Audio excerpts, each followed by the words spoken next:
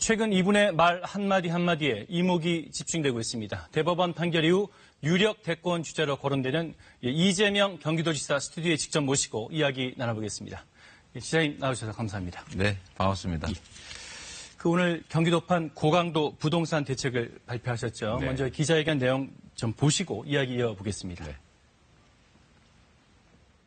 부동산 광풍을 잠재우려면 확실하고 치밀하면서도 국민 수용성이 높은 정책을 만들고 실행해야 합니다.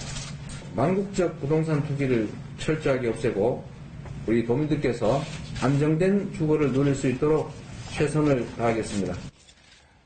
이 핵심은 지금 뒤에 보시는 것처럼 세 가지인데 저 중에서 가장 눈에 띄는 게 4급 이상 공무원들은 연말까지 한 채만 남기고 팔아라.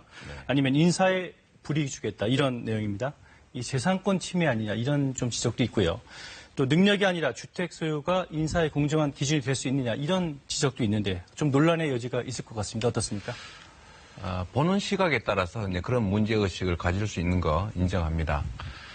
그런데 한편으로 보면 공직의 연결성이라고 그러니까 공직이 이해관계에 오염되면 안 된다라고 하는 게 정말로 중요하죠. 우리 국민들께서 최근에 부동산 문제 때문에 돈을 벌어보자라고 지금 이제 소위 부동산을 사게 됐지만 최근에는 야 이러다가 큰일 나는 거 아니냐라고 해서 공포심 때문에 주택을 매수합니다. 주택 가격이 오를 거라는 확실한 확신을 갖게 됐는데 사실 주택 가격이 내릴 수도 있습니다.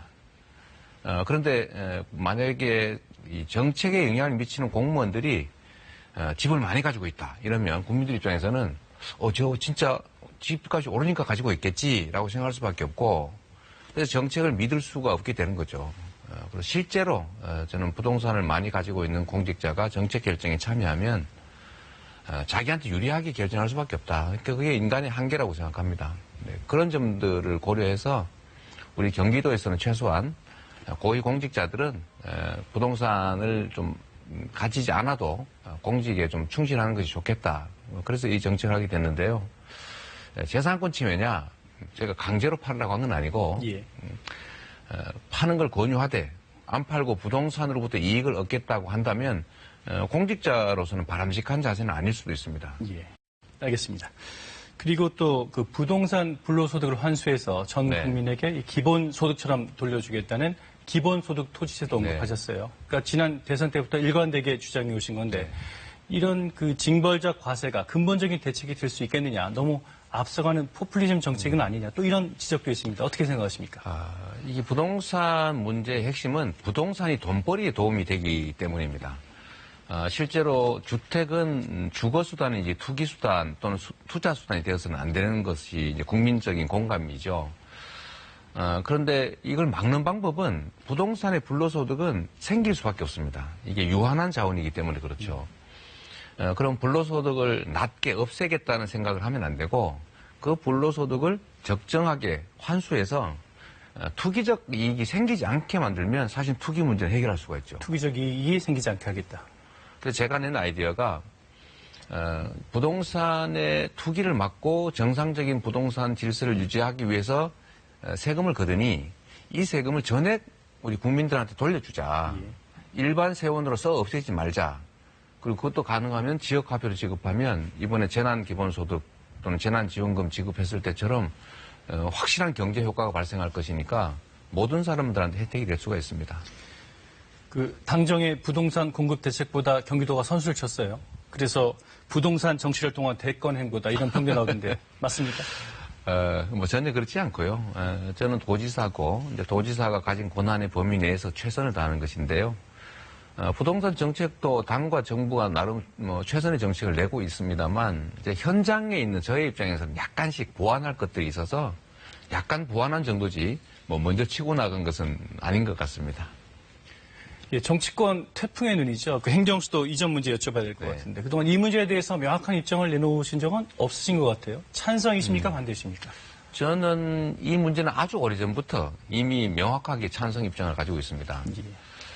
제가 성남시장을 할 때도 역시 이제 국토균형발전, 자치분권이라고 하는 대의에 동의했고요. 수도권에 대한 합리적 규제는 필요한데 불합리한 규제는 완화해야 된다라는 입장이어서 행정수도 이전 문제도 국토균형발전이라고 하는 그 국가적 과제를 해결하기 위해서 꼭 필요하다고 생각하고, 이번에는 어차피 또 한번 얘기가 나왔으니까 이제 원래 추진하던 대로 법률에 어긋나지 않게 헌법 논쟁 발생하지 않는 방식으로 좀 진행했으면 좋겠다 이렇게 생각합니다. 그 민주당 전당대회 이야기도 좀 네. 여쭤보겠습니다. 당 대표 선거가 다가왔는데 개인적으로 좀 힘을 실어주고 싶으신 후보가 있습니까? 물론 아니라고 하시겠지만. 제가 이제 저는 도지사고 행정을 하는 사람이기 때문에 가능하면 정치 현안에 대한 언급을 하지 말라는 게 주변의 권고입니다. 그래도 또 물어보시니까 대답을 안 하기는 좀 그런데 전당대회는 이제 당권의 향배를 놓고 이제 경쟁하는 것인데 도정을 하는 것과는 아무 관계가 사실 없습니다. 지금 나온 세 분 후보님들 모두 다 훌륭한 분들이시고요. 누가 되시든지 뭐 잘 이끌어 가실 분들이라 저는 도정에 좀 도움이 되게 좀 그분들이 해줬으면 좋겠다 이런 생각을 갖고 있지 누가 돼야 되겠다 이런 생각을 갖고 있지는 않습니다. 지사님 그 행정인이시기 전에 법조인이신데요. 네. 어제 법무부 검찰개혁위원회에서 사실상 검찰총장 힘 빼고 수사 지휘권을 분산시키자 이런 권고안을 냈습니다. 법조인으로서 이 방향에 동의하십니까? 이것도 역시 말하지 말아야 되는데 제가 이 검찰 통제와 관련해서는 전에 지방 검찰청 단위로 주민 직선제를 하자라고 제안한 일이 있습니다. 미국 방식이죠.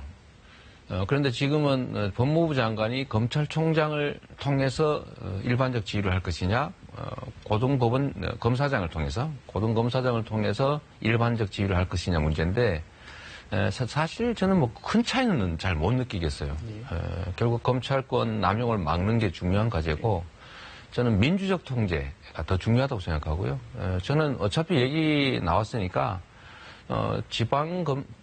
검찰청 단위로 검사장 좀 직선제를 잘 논의해 보는 게 어떨까 이런 생각이 듭니다. 예. 확실하게 민주적 통제가 가능하죠. 지난주에 논란이 좀 있었습니다. 그 민주당이 서울시장 또 부산시장 후보를 내지 말아야 된다고 말씀하셨다가 이를 약간 번복하는 듯한 발언을 좀 네. 하셔서 뭐가 맞는 겁니까? 근데 번복했다고 생각하시는 분도 계실 거고요. 그런데 분명하게 말씀드리면 제가 드린 말씀은 공당은 문서로 한 당규로 한 약속을 지켜야 된다. 상인도 그런 건 지킨다. 그러나 정치는 현실인데 지키지 못할 경우가 있을 수 있다. 그런 경우는 석고대죄하는 수준의 성찰과 사과가 필요하다. 제가 드린 말씀은 이거였는데 앞부분만 떼서 예.